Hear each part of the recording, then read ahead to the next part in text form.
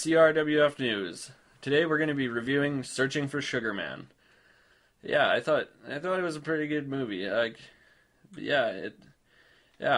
Cody, I'll explain it a little to you. Well, yeah, I haven't actually seen it, so I'm going to be kind of the conduit for people to learn about it through. Yeah, well, that'll... You can just give me a little bit of an overview about what it's about, and then I'll ask you some questions. Yeah, exactly. Yeah, no, that'll work great. But yeah, basically what it is it was about a guy in the 1970s, early 70s, who he was signed onto a label, and Sisto Rodriguez is his name.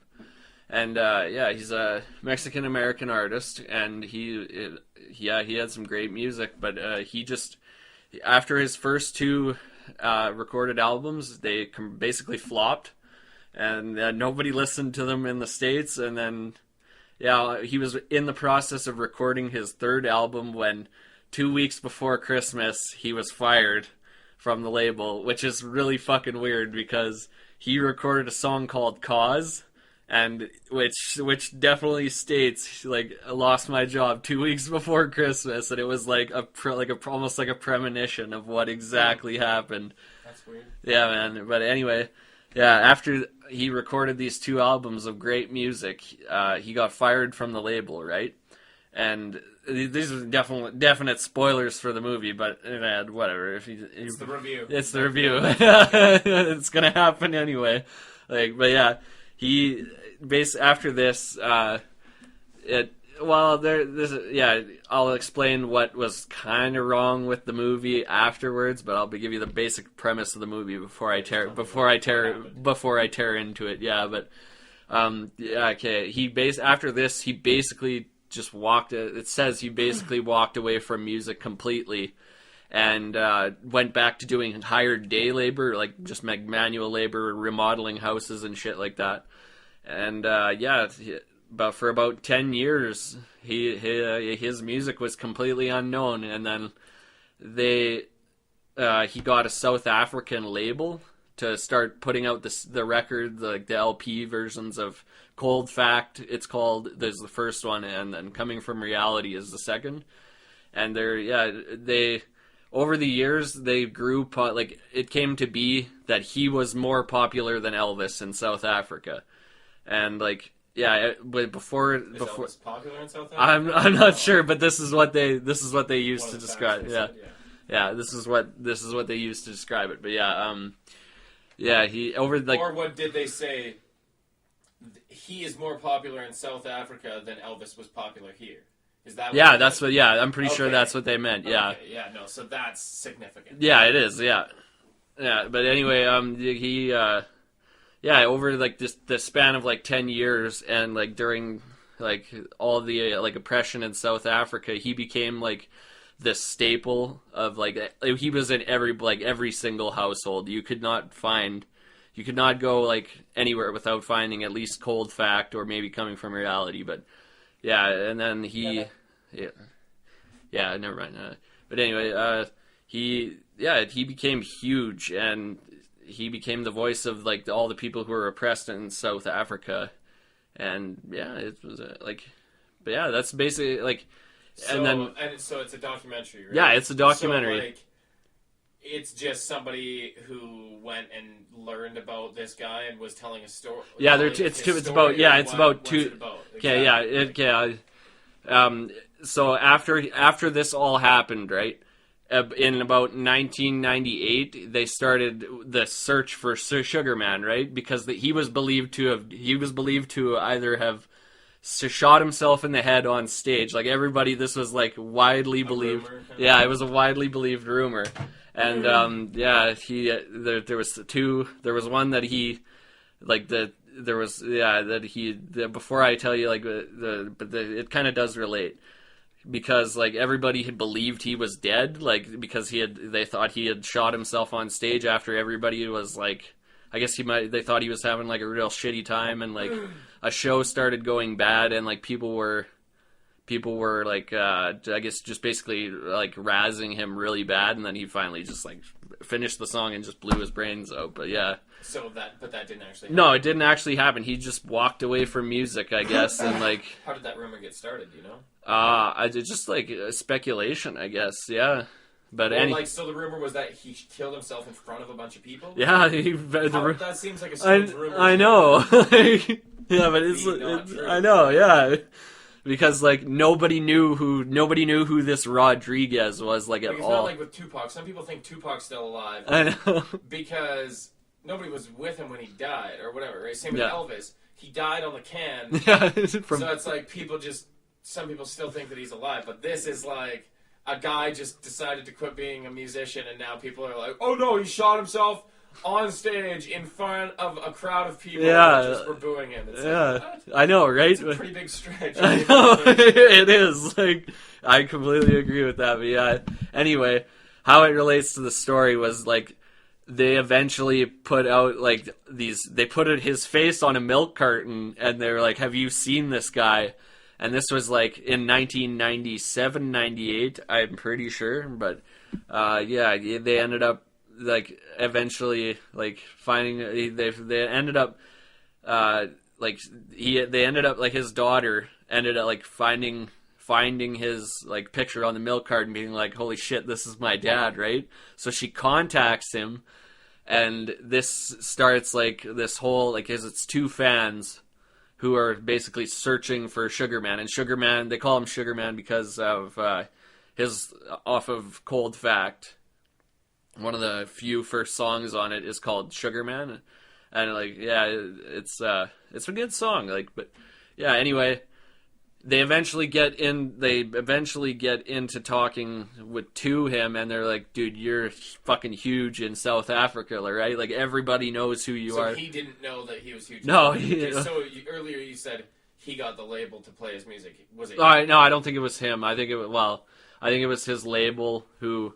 It was the contract. Yeah, somebody in South Africa. It was like, can we? Paid his label that had fired him, but still on the rights to his music. Yeah, kind of thing? That's basically they basically got like a licensing right to it, right? And it led to like he didn't get any of the money for it whatsoever. Yeah. Like, so of course he never knew what exactly happened. But anyway, it gets into like, okay, well now that they've told the story that they've found him, they want to get him to South Africa so he can play like some shows. Yeah, like a bunch of like he's done like 2 or 3 tours since then. But and then it goes through all of like it documents all of like his tours and like how he's basically just this modest fucking guy who does not like think he's like this big rock star at all, and he's just like so humble and shit. But it gets into that, and then it basically just documents the rest of the tour and like how he was like loved by all these people in South Africa. So it was these two fans that got him to know that he was even popular in South Africa. Yeah, and then it was after that he started doing all these tours and stuff? Yeah. And so then what happened with those fans? Did they, like, stay in contact with him? And Yeah? Yeah? That's good. Yeah, man. And, like, yeah, he did the tours, and, like, he went from playing, like, these dive bars in, like, Detroit, like, because... Was he still doing music and stuff?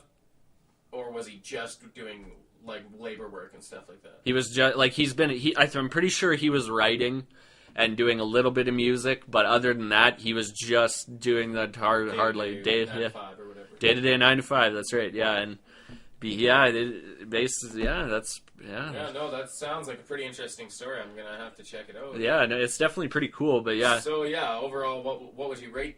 I would have to say like the music kind of resonated with me. Like I showed you a couple of his, a couple of his songs. Yeah. It's definitely like a real folksy stuff. Yeah, definitely folk. Definitely feels real 70s.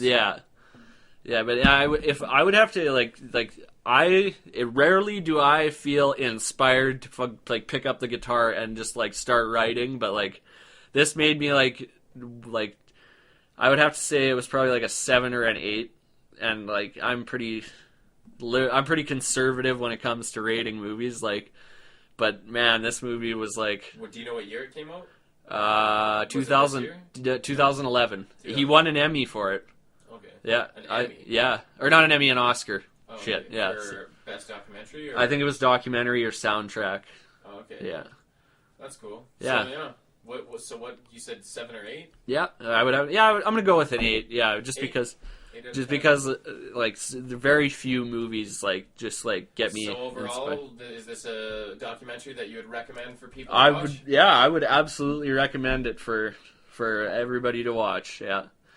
The only thing I don't like about it is the fact that he really did not just walk away from music, like, and that his like music did chart in Australia, where he did do some touring into the early '80s.